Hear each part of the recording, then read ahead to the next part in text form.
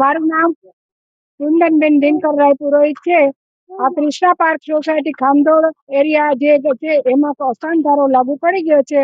એના માટે થઈને હું અધિકારી તેમજ પદાધિકારીનો ખૂબ ખૂબ આભાર માનું છું। જે કર્યું છે તે બહુ સારું કર્યું છે। હવે આગળની સ્વસ્તિકનગર, અનુરાધા પાર્ક, આવી થોડી સોસાયટીઓ બાકી રહી ગઈ છે, એ અમારી નજીકમાં જ થાય છે, તો એમાં પણ અસાન ધારો લાગુ પાડી દો એવી અમે માંગણી કરીએ છીએ। બેનો ખૂબ ખુશ છે અસાન ધારો જે લાગુ કરવામાં આવ્યો છે ને તે બદલ। પરિણામ ખૂબ સારા આવશે। વહેલી તકે જે અમુક સોસાયટીઓમાં હજી બાકી છે, સ્વસ્તિકનગર, વિજયનગર, અનુરાધા પાર્ક, ગણેશનગર, એ બધી આજુબાજુની સોસાયટી છે, ખામધોડ વિસ્તારમાં જ આવે છે, અને એના માટે થઈને અમે લડત કરીએ છીએ। અને એમાં પણ હજી ખાસ જરૂર છે અસાન ધારો લાગુ કરે એવી અમારી સરકારશ્રીને રજૂઆત છે। નમસ્કાર મિત્રો, હું મેહુલ દવે। તાજેતરમાં રાજ્ય સરકાર દ્વારા જૂનાગઢની અંદર જે અસાન ધારો લાગુ કર્યો છે તે નિર્ણય સરકારનો ખૂબ જ આવકારદાયક છે। એ બદલ અમે સરકારને ખૂબ ખૂબ અભિનંદન પાઠવીએ છીએ અને રાજ્ય સરકારનો આભાર પણ માનીએ છીએ।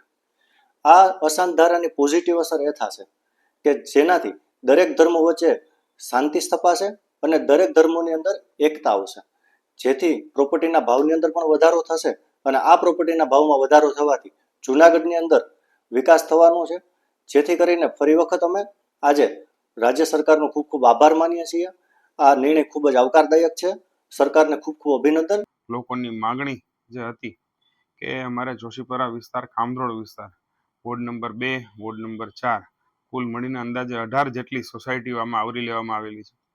આ 18 જેટલી સોસાયટીઓના survey number, property card number, આ તમામની ડિટેલ સરકાર દ્વારા ખૂબ જ અભ્યાસ કરી ખૂબ ડિટેલ સરકારમાંથી મંજૂર આ અસાન ધારો કરવામાં અમારી ભારતીય જનતા પાર્ટીની સમગ્ર ટીમે ખૂબ મોટી જહેમત ઉઠાવી છે। ત્યારે લોકોની જે માગણી હતી, લોકોની જે લાગણી હતી અને લોકોની જે રજૂઆતો હતી એને ધ્યાને લઈને ગુજરાત સરકારના મુખ્યમંત્રી શ્રી ભૂપેન્દ્રભાઈ, નાયબ મુખ્યમંત્રી શ્રી હર્ષભાઈ, બંનેની સૂચનાથી જ્યારે અસાન ધારો લાગુ પાડવામાં આવ્યો છે, અને અસાન ધારો પણ મહાશિવરાત્રી પર્વ પૂરો થયા બાદ જ સરકારે જાણે શિવ ભગવાનની કૃપા થઈ હોય અને સરકારે જાણે ભેટ આપી હોય લોકોને, તો આ નિર્ણયને ખૂબ જ આવકારું છું। લોકોની હજી અપેક્ષાઓ ઘણા બધા વિસ્તારો હજી આમાં રહી ગયા છે, વોર્ડ નંબર 8 છે, બાકીના પણ ઘણા બધા વિસ્તારો રહી ગયા છે, તેની પણ રજૂઆતો અને તેની પણ વાત સરકારમાં ચાલુ છે। એ પણ વહેલી તકે થઈ જશે એવા અમારા 100% પ્રયત્નો છે।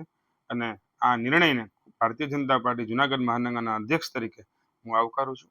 જુનાગઢમાં ઘણા સમયથી અમુક વિસ્તારોના રહીશો અને સ્થાનિક આગેવાનો એમની માગ હતી કે જુનાગઢમાં અમુક વિસ્તારો છે જેમાં અમુક સોસાયટીઓ છે એમાં ઘણી એવી જે અશાંત પ્રવૃત્તિઓ છે એના કારણે અશાંત ધારો લાગુ કરવામાં આવે।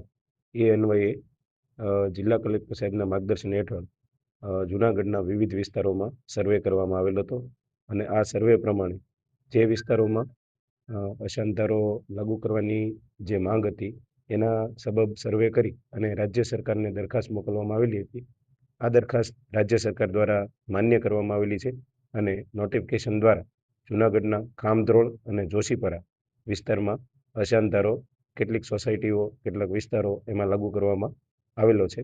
અશાંત ધારો છે એનો ઉદ્દેશ એવો છે કે જ્યારે કોઈ પણ સમાજ કે સોસાયટી એમાં કોઈ પણ પ્રકારે લોકોમાં ભયનો માહોલ અથવા તો એમને અજંપાભર્યું વાતાવરણ ઊભું થાય ત્યારે આ વિસ્તારમાં લો એન્ડ ઓર્ડર ન ખોરવાય એના માટે તબદીલીની પ્રક્રિયાઓ છે એ રાજ્ય સરકાર છે એના દેખરેખ હેઠળ થતી હોય છે। તો આ પ્રમાણે જોશીપરા અને ખામધોડના જે જાહેર કરેલા વિસ્તારો છે, આ વિસ્તારોમાં કોઈ પણ મિલકતનું હસ્તાંતરણ કરવાની જે પ્રક્રિયા છે એમાં સૌપ્રથમ નાયબ કલેક્ટર અને સબ ડિવિઝનલ મેજિસ્ટ્રેટની જે કચેરી છે એ ખાતે મંજૂરી મેળવવાની રહેશે અને આ મંજૂરી મેળવ્યા બાદ જ દસ્તાવેજની નોંધણી કરી શકાશે।